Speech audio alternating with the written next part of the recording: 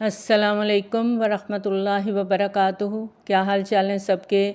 अल्लाह ताला आपको, आपके प्यारों को अपनी हिफ्ज़ व मान में रखे, आमीन। अल्लाह के बाबरकत नाम के साथ अपना आज का सबक शुरू करते हैं। आऊज़ु बिल्लाहि मिनश शैतानिर रजीम, बिस्मिल्लाहिर्रहमानिर्रहीम। रब्बि इश्रह ली सदरी व यस्सिर ली अमरी वहलुल उक़दतम मिन लिसानी यफ़क़हू क़ौली वजअल ली वज़ीरम मिन अहली रब्बना ज़िदना इल्मा रब्बना ज़िदना इल्मा रब्बना ज़िदना इल्मा अल्लाहुम्मा फ़क़िहना फ़िद्दीन, आमीन। गुफ्तगू जो कि हम हर वक्त करते रहते हैं, इसके लिए एक और लफ्ज़ भी इस्तेमाल होता है, कलाम, और इसका रूट है काफ लाम मीम। कलमुन कहते हैं ज़ख्मी करना, इसी से कलाम करना भी मुराद लिया जाता है। अब कभी गौर किया आपने कि ये ज़ख्मी करना और कलाम करना दोनों में क्या मुनासबत है। यहाँ हम सबको एक मौका मिल रहा है कि हम अपनी अपनी गुफ्तगुओं का जायज़ा लें। मेरी गुफ्तगू का कितना हिस्सा दूसरों के लिए खुशी का बायस बनता है और कितना दूसरे को हर्ट करता है, तकलीफ़ देता है, अज़ियत देता है, दूसरे के लिए दिल आज़ारी का बायस बनता है। मेरी एक बात किसी को ज़ख्मी करती चली जाती है। बाज़ औक़ात होता है ना कि हम किसी हल्के फुल्के मूड में होते हैं, सब लोग मिल के बैठे हुए हैं, अब किसी एक के पीछे पड़ जाते हैं, उसे ऐसी बातें कहते हैं कि बहुत से लोग हंस हंस के बेहाल हो रहे होते हैं और हमें ख़ुद पे बड़ा फ़ख्र होता है कि मेरी वजह से सब एंजॉय कर रहे हैं। फिर हम कहते हैं आज बड़ा शुगल लगा, फ़लाँ को पकड़ लिया था। अब सब हंस रहे हैं, लेकिन जिसकी शामत लाई गई है वो अंदर से कितना कट रहा है, कितना ज़ख्मी हो रहा है। इस वक्त तो सर पे शैतान सवार है ना, हमें इस चीज़ का शऊर ही नहीं होता। तो क्या समझ में आता है, ज़ख्मी करना और कलाम करना में मुनासबत समझ आई ना। अब देखें, एक एवरेज इंसान जो कुछ भी बोलता है, इसकी गुफ्तगू का ज़्यादा हिस्सा दूसरे को ज़ख्मी करता चला जाता है, और इस ज़ख़म की जो टीसें उठती हैं ना, वो बहुत देर तक महसूस होती हैं। कहीं भी ज़ख़म आ जाए, चोट लग जाए तो घाव जल्दी या देर से भर ही जाता है, लेकिन जो अंदर का घाव होता है ना, वो बहुत गहरा होता है। अब देखें, जब डॉक्टर ऑपरेशन करते हैं तो वो क्या कहते हैं कि बाहर का ज़ख़म तो हफ़्ता भर में ठीक हो जाएगा, लेकिन अंदर के ज़ख़म को वक्त लगेगा, तो आपने बहुत एहतियात करनी है। ज़ुबान का घाव हमारे अंदर का ज़ख़म बन जाता है, और बाज़ दफ़ा साल गुज़र जाते हैं, लेकिन रूह के घाव भर नहीं पाते। खुश कलामी से हमारा मकसद क्या होना चाहिए कि एक इंसान दूसरे इंसान से बातें करने में एहतराम और मोहब्बत को मद्देनज़र रखे, ताकि आपस के ताल्लुकात खुशगवार हो सकें। एक दूसरे की तरफ मोहब्बत का हाथ बढ़ाना, आगे बढ़कर सलाम करना, दूसरे का शुक्रिया अदा करना, उसका हाल पूछना, एक दूसरे को नेक दुआएं देना, अच्छी बातें करना, अच्छी बातें समझाना, अच्छे मशवरे देना, ये सब एक ही सिफ़त के छोटे छोटे जुज़्व हैं। और सिफ़त क्या है? खुश कलामी। सूरत बकरा में अल्लाह ताला ने फरमाया वक़ूलू लिन्नासी हुस्ना, और लोगों से अच्छी बात कहो। और सूरत बनी इसराइल में आता है, ए पैगम्बर सल्लल्लाहु अलैहि वसल्लम, मेरे बंदों से कह दो कि वो बात कहें जो सबसे अच्छी हो। बेशक शैतान आपस में भड़वाता है, बेशक शैतान इंसान का खुला दुश्मन है। यानी खुश कलामी आपस में मेल मिलाप पैदा करती है, और बदगोई बदकलामी फूट पैदा करती है, और ये शैतान का काम है। और वो इस ज़रिए से लोगों में गुस्सा, नफ़रत, हसद और नफाक के बीज बोता है। इसलिए अल्लाह के बंदे का काम क्या है कि नेक बात बोलें, नेक बात कहें, अच्छे लहजे में बात करें, नरमी से बात करें, ताकि आपस में मेल मुलाकात और मोहब्बत पैदा हो। और गुफ्तगू के लिए हम क्या चीज़ इस्तेमाल करते हैं? ये ज़ुबान है ना, और ये ज़ुबान ऐसी नेमत है जो इस रूए ज़मीन पर नज़र आने वाली मखलूक में से इंसान को मिली है। जानवरों को भी मिली हुई है, लेकिन वो उस तरह बोल नहीं सकते। और ये इतनी बड़ी नेमत है जो इंसान के लिए मखसूस है। जानवर सुनते हैं, देखते हैं, कुछ आवाज़ें भी निकालते हैं, लेकिन इंसान हर वक्त इस ज़ुबान का इस्तेमाल करता है। ये इतनी बड़ी नेमत है जो अल्लाह ताला ने हम इंसानों को दी है, اور اس کی قدر یہ ہے کہ اس کا استعمال درست کیا جائے۔ جب ہم اس کا غلط استعمال کرتے ہیں تو ہم اللہ تعالیٰ کی ایک بہت بڑی نعمت کی ناقدری کر رہے ہوتے ہیں۔ اب دیکھیں، جب ہم بہت زیادہ کام کرتے ہیں تو ہمارا جسم ہڈیوں کا مجموعہ ہے نا، تو تھک جاتا ہے، پھر ہمیں ریسٹ چاہیے ہوتا ہے۔ تو اس وقت بھی ہم زبان چلانا بند نہیں کرتے، کیونکہ زبان وہ عضو ہے جو کبھی تھکتا نہیں ہے۔ کبھی آپ نے یہ نہیں کہا کہ بول بول کے میری زبان تھک گئی ہے۔ پھر اللہ تعالیٰ نے زبان کو نرم بنایا کہ اس سے نرم گفتگو کرو، دوسرے کے ساتھ سخت لہجے میں بات نہ کرو۔ اور زبان کی ناقدری یہ ہے کہ ہم بے موقع اور بے فائدہ اس کا استعمال کریں، غلط استعمال کریں۔ اب دیکھیں، جتنی بڑی دولت ہوتی ہے، جتنی عمدہ چیز ہوتی ہے، اتنی ہی اس کی حفاظت کی جاتی ہے۔ آپ کا کوئی سوٹ بہت مہنگا ہے، آپ کی جیولری اصلی ہے، سونے کی ہے، تو آپ حفاظت کرتے ہیں نا اس کی۔ لیکن زبان کی ہم اتنی ناقدری کرتے ہیں کہ کبھی اس کی حفاظت کا خیال ہی نہیں آتا۔ یہ اتنی بڑی دولت ہے، لیکن ہم کس طرح اس کا استعمال کرتے ہیں، ہم سب کو سوچنا ہے۔ یہ ہم سب کے لیے سوال ہے کہ میں اپنی زبان کا استعمال کس طرح سے کرتی ہوں، شکر گزاری میں کرتی ہوں یا نہ شکر پن کے ساتھ کرتی ہوں، اور کیا میں اس زبان کے ذریعے سے تعلقات بناتی ہوں یا بنے بنائے تعلقات کو خراب کر دیتی ہوں۔ ایک عربی کے شعر کا ترجمہ ہے کہ اگر تمہارے پاس کسی کو دینے کے لیے گھوڑا یا مال نہیں تو مایوس نہ ہو، دل چھوٹا نہ کرو، کیونکہ تمہارے پاس قوت گویائی ہے، اس کی قدر کرو۔ ایک بات یاد رکھیں، کلام، قول، بات اگر اچھی ہے تو عبادت ہے، اور اگر غلط ہے تو وبال جان ہے۔ آج ہم سورۃ احزاب کی آیت نمبر 32 پڑھیں گے، اور اس میں خاص طور پر ہم سب خواتین کو اللہ تعالیٰ نے بے حد خوبصورت انداز میں سمجھایا ہے کہ جب کسی غیر محرم سے تمہیں بات کرنی ہو تو تمہارا انداز کیا ہونا چاہیے، تمہیں کس طریقے سے بات کرنی ہے۔ بسم اللہ الرحمن الرحیم۔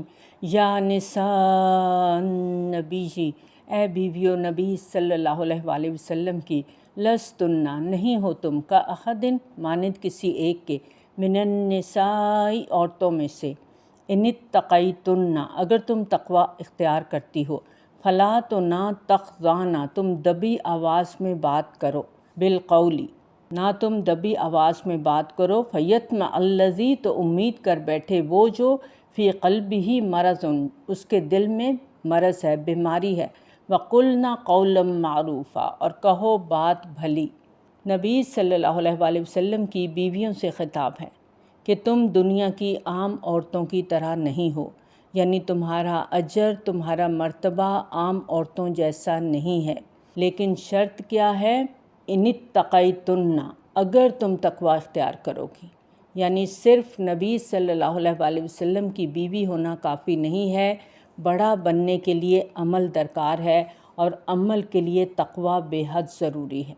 فلا تخضعن بالقول فیطمع الذی فی قلبہ مرض وقلن قولا معروفا، تم عام عورتوں کی طرح نہیں ہو، تم ایک امتیازی مقام رکھتی ہو، تمہیں امت کی خواتین کے لیے ایک نمونہ بننا ہے۔ تمہارا قول، تمہارا فعل، تمہارے رویے، تمہارا اخلاق، تمہارا کردار امت کی خواتین کے لیے رول ماڈل ہے، اگر تقوی اختیار کرو گی، کیونکہ تقوی کے بغیر کوئی بھی عمل ہو نہیں سکتا۔ اور تقوی کا تقاضا یہ ہے کہ جب تم کسی سے بات کرو تو تمہارے بات کرنے کا انداز بہت محتاط ہونا چاہیے، اور سب سے پہلے کہ تمہاری بات میں نرمی نہیں ہونی چاہیے، دبی آواز میں بات مت کرو۔ سورۃ لقمان کی آیت نمبر 19 میں آتا ہے، وَاغْضُضْ مِن صَوْتِكَ، اپنی آواز کو پست رکھو، إِنَّ أَنكَرَ الْأَصْوَاتِ لَصَوْتُ الْحَمِيرِ، اور سب آوازوں سے بری آواز گدھے کی آواز ہوتی ہے۔ یعنی عاجزی اور انکساری انسان کی شخصیت میں بھی ظاہر ہونی چاہیے، اور عام حالات میں بھی پسندیدہ کیا ہے کہ انسان تواضع اختیار کرے، لیکن بعض مصلحتوں کا تقاضا ہوتا ہے کہ اس سے مختلف روش اختیار کی جائے۔ اس دور میں منافقین رات دن اس تگ و دو میں تھے کہ ازواج مطہرات کے دلوں میں وسوسہ اندازی کی جائے، اور کوئی ایسی بات نکالی جائے کہ جسے لوگوں کے سامنے پیش کر کے ایک فتنہ کھڑا کیا جا سکے۔ مسلمانوں کو اخلاق کے میدان میں مار دی جائے۔ تو منافقات اور منافقین، ان کا یہ طریقہ تھا کہ وہ ازواج مطہرات کے پاس آ کر بڑے ہمدردانہ انداز میں بات کرتے تھے، خاص طور پر منافق مرد۔ اور کوئی بھی مرد جب کسی بھی عورت سے ہمدردانہ لہجے میں بات کرتا ہے تو عورت فوراً ڈھیلی پڑ جاتی اور بعض اوقات وہ مرد کی باتوں میں آ جاتی ہیں۔ یہ آیت اسی کانٹیکسٹ میں آئی ہے۔ ازواج مطہرات کا مقام اسلامی معاشرے میں قائدانہ تھا۔ قائدانہ سے مراد یہ کہ وہ ایک لیڈرشپ کا رول ادا کر رہی تھیں۔ اسی لیے ہم دیکھتے ہیں کہ نبی صلی اللہ علیہ وسلم کی وفات کے بعد خاص طور پر ازواج مطہرات سے دینی رہنمائی کے لیے عورتوں کے علاوہ مرد حضرات بھی رجوع کرتے تھے، اور مرد حضرات کو ان سے بار بار رابطے کی ایک ضرورت پیش آتی تھی، کیونکہ وہ دین کی رہنمائی حاصل کرنے کے لیے ازواج مطہرات کے پاس آیا کرتے تھے۔ اس لیے انہیں خاص طور پر یہ تلقین کی گئی کہ وہ جب غیر مردوں سے بات کریں تو خشک انداز میں بات کریں، بے تکلف ہو کر بات نہ کریں، جس طرح ایک محرم رشتہ دار سے بات کی جاتی ہے۔ محرم رشتہ دار، محرم مرد اور نامحرم سے بات کرتے وقت انداز میں فرق ہونا چاہیے، اور خاص طور پر چونکہ ان کا مقام بلند تھا، وہ امت کی دیگر خواتین کے لیے ایک بہترین نمونہ ہیں، اس لیے ان کو اور زیادہ تاکید کی گئی، اور امہات المومنین پوری امت کی خواتین کے لیے رول ماڈل ہیں۔ ان کو حکم دے کر قیامت تک آنے والی ہر عورت کو یہ حکم دے دیا گیا۔ اب یہاں یہ نہیں کہا گیا کہ عورت ہر وقت بدتمیزی کے انداز میں بات کرے گی، یا یہ کہ مرد عورت سے یا عورت مرد سے گفتگو ہی نہ کرے، یا یہ کہ عورت کی آواز مرد تک جائے ہی نہ۔ اس کا مطلب یہ ہے کہ جب ایک عورت کسی مرد سے گفتگو کر رہی ہو اور مرد کی گفتگو میں کوئی ایسی بو پائے جس سے خرابی کا اندیشہ ہو، تو مرد کے لیے ترنوالا نہ بن جائے۔ اس کی بات کے جواب میں اپنی گفتگو میں ایسا حجاب قائم کرے کہ دوسرے کو راہ پانے کا موقع نہ ملے، دوسرا اسے ایکسپلائٹ نہ کر سکے۔ اللہ تعالیٰ نے ہر عورت کے اندر ایک الارم رکھا ہے۔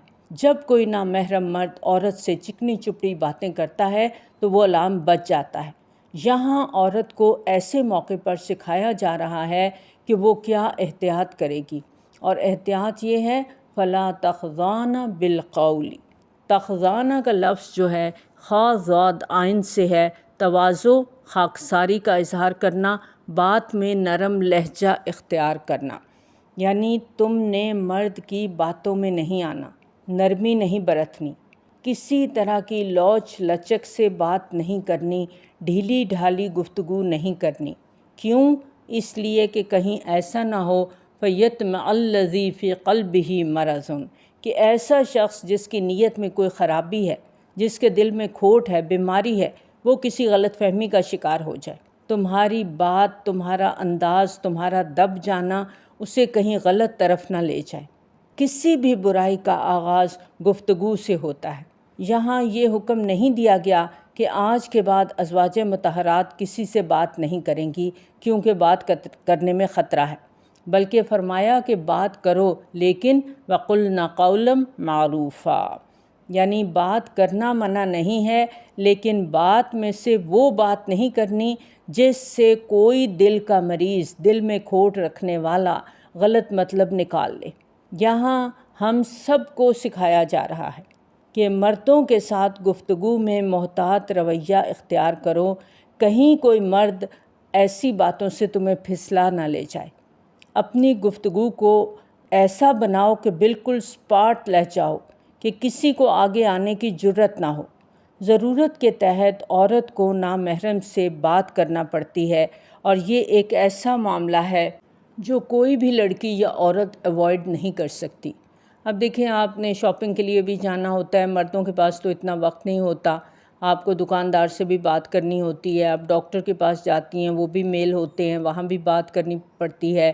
اسی طرح خاندان کے اندر کچھ نامحرم رشتہ دار ہوتے ہیں جن کے ساتھ بات چیت کرنی ہوتی ہے، پھر آپ اکٹھے پڑھ رہے ہیں، کہیں اکٹھے جاب کر رہے ہیں، آپ کو نامحرموں سے واسطہ پڑتا ہے، ان سے بات کرنا پڑتی ہے۔ اللہ تعالیٰ نے یہاں حدود بتا دی ہیں، یہ حد ہے، اس سے آگے نہیں بڑھنا، کیونکہ ذرا سا نرم لہجہ، ذرا سا ہنس کر بولنا مرد کے دل میں طمع پیدا کرتا ہے۔ کہ یہ تو آرام سے قابو میں آ جائے گی، اس سے فائدہ اٹھا لیا جائے۔ خاص طور پر آج کے معاشرے میں یہ برائی بہت حسین ہو چکی ہے۔ اب موبائل کے ذریعے میسیجنگ کر کے گفتگو کا آغاز کیا جاتا ہے، اور پھر ہم سب جانتے ہیں کہ بات کہاں سے کہاں پہنچ جاتی ہے۔ ہمارے اپنے معاشرے کے اندر ایسی نوجوان لڑکیاں ہیں جو اپنی معصومیت اور لا علمی کی وجہ سے کس طرح مردوں کی چکنی چپڑی باتوں میں آ کر اپنی عزت پامال کر چکی ہیں، اور اب سوائے پچھتاوے کے ان کے پاس کچھ نہیں ہے۔ اب ان کے لیے اتنا مشکل ہو گیا ہے کہ وہ اس دلدل سے کیسے باہر آئیں۔ تو اللہ تعالیٰ نے تمام خواتین کو، تمام لڑکیوں کو بتا دیا کہ اس دلدل سے اپنے آپ کو بچاؤ، اپنی حفاظت خود کرو۔ کسی سے بھی بات کرنی ہے تو فرم لہجے میں بات کرو۔ ایک بات یاد رکھیں کہ حفاظت صرف کپڑے پہن کر، برقعے اوڑھ کر، چادریں لپیٹ کر نہیں ہوتی۔ حفاظت اپنے رویوں سے ہوتی ہے، اپنے معاملات سے ہوتی ہے، ایمان کی طاقت سے ہوتی ہے، شرافت اور اخلاق کے اعلیٰ اصولوں سے ہوتی ہے کہ کسی کو ٹیڑھی آنکھ سے دیکھنے کا موقع بھی نہ ملے، کوئی تم سے فائدہ نہ اٹھائے۔ تم اس لیے نہیں پیدا کی گئی کہ اپنی گفتگو سے لوگوں کا دل بہلاؤ، ان مردوں کے سفلی جذبات کی تسکین کا باعث بنو۔ تم کسی کے گھٹیا جذبات، گھٹیا خیالات کی تسکین کے لیے دنیا میں نہیں آئی۔ تمہارا ایک مقام ہے، تمہاری عزت ہے، تمہارا مرتبہ ہے، تمہیں اس مرتبے سے نیچے نہیں آنا۔ بعض اوقات ایک بے حد شریف گھرانہ صرف ایک لڑکی کے پھسلنے کی وجہ سے پورے معاشرے میں بے عزت ہو جاتا ہے۔ بعض اوقات ہوتا ہے چلو بھر پانی زمین پر گرا ہوتا ہے، اس پانی سے پھسل کے انسان ایسا گرتا ہے کہ جسم کی کئی ہڈیاں توڑوا بیٹھتا ہے۔ یہ جو پھسلن ہے نا، یہ جو گفتگو کے ذریعے پھسلنے کا موقع ہے، اللہ تعالیٰ نے فرمایا اس کو تو بند ہی کر دو، کیونکہ اللہ تعالیٰ نے عورت کے وجود میں مرد کے لیے کشش رکھ دی، اور خاص طور پر جب تنہائی میں بات کرنے کا موقع مل جائے، اس وقت شیطان اور زیادہ حملہ آور ہوتا ہے۔ اسی لیے مرد اور عورت کو اکیلے بیٹھنا، بات کرنا سختی سے منع کیا گیا ہے، کیونکہ دو کے بیچ میں تیسرا شیطان ہوتا ہے۔ عورت کی میٹھی گفتگو، اس کی آواز کا دب جانا، آواز کا ڈھیلا پڑ جانا، جواب نہ دے پانا، یہ سب ایک کمزور شخصیت کی علامت ہوتی ہے، اور ایسی ہی کمزور شخصیت دوسرے کے لیے ترنوالا بن جاتی ہے، اور کوئی بھی بد باطن، بدنیت اس موقع پر فائدہ اٹھا جاتا ہے۔ میں خاص طور پر اپنی ینگ بچیوں سے کہوں گی کہ باوقار انداز اختیار کریں، قاعدے کے مطابق طریقے سے بھلی بات کریں۔ وَقُلْنَ قَوْلًا مَعْرُوفًا، معروف بات کہہ کر بتا دیا گیا کہ ایسی بات کرو جس میں کسی کو بات بتانے کا موقع نہ ملے، سیدھی صاف بات، ٹو دی پوائنٹ بات۔ آپ دیکھیں کسی بھی تعلیمی ادارے کے اندر، کسی دفتر کے اندر، کہیں باہر پارک میں، آپ دیکھتے ہیں کہ ایک لڑکا اور لڑکی علیحدگی میں بات کر رہے ہیں، اکیلے کسی کونے میں کھڑے ہیں، لڑکی شرما رہی ہے، لجا رہی ہے، تو قریب سے گزرنے والا کیا سوچے گا کہ معاملہ گڑبڑ ہے، کیونکہ لڑکی بالکل دب رہی ہے۔ اب ایک لڑکی ہے، وہ کسی لڑکے سے بات کر رہی ہے، لہجہ بالکل سپاٹ ہے، آواز بلند ہے، سب کے سامنے بات کر رہے ہیں، تو کوئی بھی منفی اندازہ نہیں لگائے گا، اور نہ ہی لڑکے کے دل میں کوئی خیال آئے گا، کیونکہ لڑکی فرم ہو کے بات کر رہی ہے۔ تو ان دونوں رویوں میں ہم سب کو اپنے آپ کو دیکھنا ہے۔ ہم بچیوں سے میں کہوں گی کہ ان دونوں رویوں کے سامنے اپنے آپ کو رکھیں اور سوچیں کہیں میں کسی کی باتوں میں تو نہیں آ رہی، کوئی مجھے ورغلا تو نہیں رہا، یہاں پہچان دے دی گئی۔ قول معروف کہا گیا نا، ایسی بات جو جانی پہچانی ہے، جس کو کوئی برا نہیں کہتا، جس پر کسی کو شک نہیں پڑ سکتا، کسی کو بات بنانے کا موقع نہیں مل سکتا۔ یہاں ہم سب کو یہ بھی جاننے کی ضرورت ہے کہ ایسی خرابیاں اسی وقت پیدا ہوتی ہیں جب ہمارا ایمان کمزور ہوتا ہے، جب ہمارے دلوں میں منافقت ہوتی ہے، جب ہماری ایمانی اور اخلاقی تربیت نہیں ہوتی، جب ہم اللہ کے احکامات کو نہ جانتے ہیں، نہ جاننا چاہتے ہیں، اور عورت کمزور ہوتی ہے، مرد کو موقع مل جاتا ہے کہ وہ شکاری کی طرح کہیں سے بھی جال ڈالے اور عورت کو شکار کر لے۔ ضرورت پیش آنے پر کسی بھی مرد سے بات کی جا سکتی ہے، لیکن ایسے مواقع پر عورت کا لہجہ اور انداز گفتگو فرم ہونا چاہیے کہ بات کرنے والے مرد کے دل میں یہ خیال تک نہ گزرے کہ اس عورت سے کوئی اور توقع بھی قائم کی جا سکتی ہے۔ عورت کے لہجے میں کوئی لوچ لچک نہ ہو، کوئی لگاوٹ نہ ہو، اس کی آواز میں دانستہ کوئی شیرینی گھلی ہوئی نہ ہو جو سننے والے مرد کے جذبات کو بھڑکائے اور اسے آگے قدم بڑھانے کی ہمت دلائے۔ اور اس طرز گفتگو کے متعلق اللہ تعالیٰ صاف فرماتا ہے کہ یہ کسی ایسی عورت کو زیب نہیں دیتا جس کے دل میں اللہ کا خوف ہے، جو بدی سے بچنا چاہتی ہے۔ یعنی یہ فاسقات اور فاجرات کا طرز کلام ہے، یہ مومنات کا اور تقوی والیوں کا طرز کلام نہیں ہے۔ اور اسی طرح اگر ہم سورۃ نور کی اس آیت کو دیکھتے ہیں جس میں اللہ تعالیٰ نے فرمایا وَلَا يَضْرِبْنَ بِأَرْجُلِهِنَّ لِيُعْلَمَ مَا يُخْفِينَ مِن زِينَتِهِنَّ، اور وہ زمین پر اس طرح پاؤں مارتی ہوئی نہ چلیں کہ جو زینت انہوں نے چھپا رکھی ہے اس کا علم لوگوں کو ہو۔ تو اللہ تعالیٰ کیا چاہتا ہے ہم سے؟ اللہ تعالیٰ کی جو رضا ہے وہ یہ ہے کہ عورتیں خواہ مخواہ اپنی آواز یا اپنے زیوروں کی جھنکار غیر مردوں کو نہ سنائیں۔ اگر کسی ضرورت کے تحت غیر محرم سے بولنا پڑ جائے تو پوری احتیاط کے ساتھ بات کریں۔ اسی بنا پر ہم دیکھتے ہیں کہ عورت کے لیے اذان دینا ممنوع ہے، اور اگر باجماعت نماز میں کوئی عورت ہے اور امام غلطی کر رہا ہے تو اسے مرد کی طرح سبحان اللہ کہنے کی اجازت نہیں ہے، بلکہ اس کو صرف ہاتھ پر ہاتھ مار کر آواز پیدا کرنے کی اجازت ہے تاکہ امام خبردار ہو جائے۔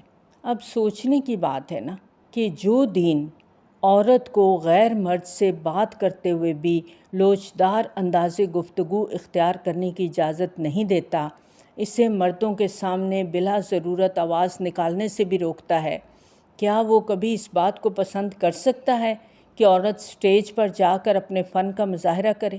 کیا وہ اس بات کی اجازت دے سکتا ہے کہ عورت عاشقانہ گیت گائے اور سریلے نغموں کے ساتھ لوگوں کے جذبات میں آگ لگائے؟